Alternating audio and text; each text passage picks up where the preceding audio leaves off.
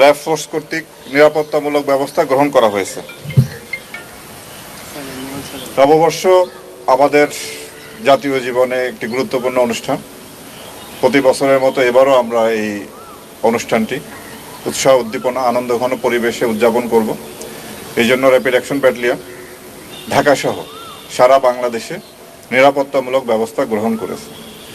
আমাদের motorcycle petrol, গাড়ি petrol, checkpost, observation tower এবং আমাদের গোয়েন্দা নজরদারি অব্যাহত আছে। আমরা অন্যান্য আইনশৃঙ্খলা রক্ষাকারী বাহিনীর সাথে সমন্বয় রেখে এবং বিভিন্ন সাংস্কৃতিক গোষ্ঠী এবং জনপ্রতিনিধি, আপামর জনগণ সবার সাথে আমরা সমন্বয় রেখে এই অনুষ্ঠানে যাতে সুষ্ঠুভাবে সুন্দরভাবে করা যায় তার সব রকম ব্যবস্থা আমরা গ্রহণ করেছি। আপনারা জানেন যে ঢাকা শহরে এই অনুষ্ঠান আজকে থেকেই শুরু হতে যাচ্ছে। চরহদ্দি উদ্যানে একটি ব্যান্ড শো আছে আজকে।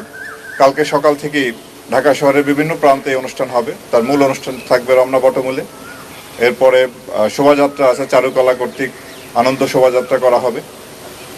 রবীন্দ্র সরোবরেও দিনব্যাপী অনুষ্ঠান আছে। মানিক মিয়া অভিনীতিও বিকাল থেকে রাত পর্যন্ত বিভিন্ন অনুষ্ঠান আছে। এছাড়া ঢাকা শহরের বিভিন্ন জায়গায় এই অনুষ্ঠানটি উদযাপিত হয়। তা আমরা সর্বপ্রকার নিরাপত্তামূলক ব্যবস্থা গ্রহণ করেছি এবং আশা করি এই অনুষ্ঠানটি সুন্দরভাবে সুষ্ঠুভাবে সম্পন্ন করতে আমরা সক্ষম হব। আমরা সাইবার ওয়ার্ল্ডেও মনিটরিং করতেছি যাতে এই সাইবার ওয়ার্ল্ডেও কেউ যাতে এই অনুষ্ঠানের বিষয়ে কোনো প্রকার অপপ্রচার চালাতে না পারে।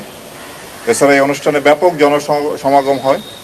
সাধারণ মানুষের নিরাপত্তার পাশাপাশি মা, বোন এবং শিশু এবং যারা বয়স্ক তাদের নিরাপত্তা দিকেও আমরা বিশেষভাবে নজর রাখব, যাতে কোনো প্রকার কোনো ইপটিজিং না হয় সেদিকেও আমাদের সতর্ক দৃষ্টি থাকবে।